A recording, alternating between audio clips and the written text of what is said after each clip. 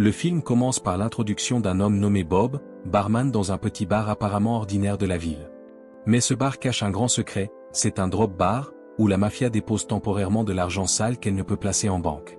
Chaque nuit, l'argent est laissé au bar, puis récupéré plus tard par des hommes de main. Le propriétaire ne sait jamais à l'avance si son bar sera utilisé comme point de dépôt, car c'est la mafia qui décide de tout. Un soir, Bob sert un groupe de clients venus commémorer la mort mystérieuse d'un vieil ami, survenu 10 ans plus tôt. Par sympathie, il leur offre une tournée, mais son cousin Marv, le gérant du bar, le rabroue, lui rappelant qu'il dirige un commerce, pas une œuvre caritative, et que le bar appartient à la mafia. Le lendemain, Bob va à l'église, révélant un côté spirituel malgré son environnement criminel. Ce soir-là, il trouve un chiot blessé dans une poubelle. Alors qu'il l'examine, une femme nommée Nadia, la propriétaire, sort, méfiante au début, croit finalement Bob après ses explications. Ancienne employée d'un refuge animalier, elle accepte de garder le chiot 2 jours. Le lendemain, 2 hommes armés braquent le bar sans savoir qu'il appartient à la mafia. Ils forcent Marv à leur donner l'argent, malgré ses avertissements. Bob remarque alors que l'un porte une montre cassée. Après leur fuite, la police arrive et l'inspecteur Torres interroge Bob, qui mentionne la montre. Marv s'inquiète que la mafia les soupçonne de complicité, surtout après le vol de $5000. Bob retourne chez Nadia récupérer le chiot, en se sentant dépassé, lui demande de l'aider à acheter ce qu'il faut. Il nomme le chiot Rocco et se rapproche. Sans qu'il le sache, un homme mystérieux nommé Eric les observe. Quelques jours plus tard, alors qu'il déneige derrière le bar, une voiture arrive avec des mafieux, dont Shavka Umarov, le grand patron. Il soupçonne une trahison interne, mais comme les braqueurs étaient masqués, personne ne peut être identifié. Il ordonne à Bob et Marv de récupérer l'argent volé.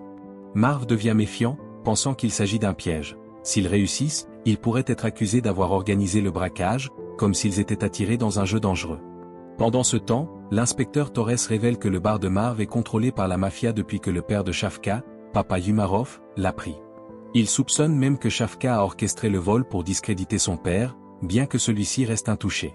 En secret, Marv rencontre Fitz, l'un des braqueurs, confirmant qu'il a planifié le coup. Il lui reproche d'avoir frappé le vigile et attiré la police, puis lui ordonne de détruire la montre cassée.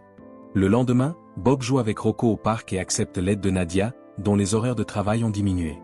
Après son départ, Eric s'approche, fait un commentaire sur le chien, et s'en va, éveillant la suspicion de Bob. Plus tard, Eric se présente chez lui, affirmant que Rocco est à lui et montrant une puce électronique. Bob refuse, se souvenant des mauvais traitements qu'il infligeait au chien. Eric le menace puis s'en va avec son parapluie. Bob retrouve Nadia au café. Elle lui parle de sa cicatrice due à un accident sous l'emprise de drogue, mais leur échange est interrompu car le chien n'est pas autorisé. De retour au bar, Marv confie sa crainte qu'Eric suive Bob. En vidant les poubelles, il trouve un sac avec de l'argent ensanglanté et une main coupée portant la montre cassée. Bob l'emballe habilement, ce qui étonne Marv. Soudain, Eric entre et évoque Nadia. Bob lui explique qu'il revendique Rocco, et Marv, de plus en plus nerveux, lui révèle qu'Eric aurait tué Richie, l'ami dont la mort est encore commémorée. Eric a un lourd passé criminel et psychiatrique. Mais Bob ne montre aucune peur et jette la main à la mer. Lorsque Torres revient, il évoque le lien possible entre Eric et la disparition de Richie, mais Bob nie. Ensuite, Bob demande à Nadia si elle connaît Eric. Elle s'énerve et s'en va, mais finit par admettre qu'elle est sortie avec lui, le décrivant comme violent et dangereux. Elle confirme qu'il a tué Richie. Bob, déjà au courant, n'est pas surpris. Bien que leur lien se renforce, il ne tente rien de romantique et la raccompagne chez elle. À sa porte, il trouve le parapluie d'Eric dans la cage de Rocco, signe qu'il est entré chez Nadia. Pendant ce temps, Marv récupère Fitz en prétendant avoir besoin d'aide. Fitz, méfiant après la mort récente de son frère, hésite, mais Marv le rassure. Une fois dans la voiture, Marv l'écrase intentionnellement puis change de véhicule. On comprend que Marv a tué le frère de Fitz et laissé la main coupée pour que Bob l'accuse à tort Shavka. Plus tard, Marv rencontre Eric dans un restaurant et lui ment en disant que Bob a peur de lui. Il lui propose de participer au braquage du Super Bowl pour satisfaire tout le monde. Torres, de son côté, obtient le dossier psychiatrique d'Eric et découvre des éléments troublants. Bob rend visite à Eric et refuse toujours de lui rendre Rocco. Eric exige une rançon de $10 000, comme Marv l'avait évoqué avec Fitz. Bob reste calme. Marv informe ensuite Bob qu'il ne sera pas au bar le soir du Super Bowl, prétextant une maladie. Bob, suspicieux, cache ses économies et un pistolet dans un tiroir. Ce soir-là, Eric force Nadia à l'accompagner au bar. Bob, surpris, la voit arriver avec Eric alors qu'il reçoit l'argent de la mafia. Pendant ce temps, Marv prépare le coffre de sa voiture pour un bain de sang. Eric révèle qu'il veut accéder au véritable butin caché dans le coffre-fort du bar, qui s'ouvre automatiquement pendant 90 secondes. Bob comprend alors que les 10 000 $ étaient un leurre, et que Marv avait tout planifié depuis le début pour voler la mafia.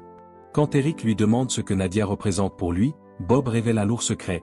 Il y a 10 ans, Marv devait de l'argent à un homme nommé Richie. Après avoir remboursé sa dette, Richie revenait souvent au bar pour menacer Marv. Bob, excédé, l'a tué, lui a tiré 2 balles en plein visage, démembré le corps et caché les restes dans un réservoir sous le bar. Contrairement aux rumeurs, ce n'était pas Eric qui avait tué Richie, mais bien Bob. Il exécute ensuite Eric de sang-froid, montrant sa véritable nature. Il prévient Nadia qu'un homme comme Eric reviendra toujours, à moins d'être éliminé. Nadia s'en va, terrifiée mais vivante. Eric reçoit un appel de Marv, mais Bob reste silencieux, sachant désormais que Marv est le cerveau.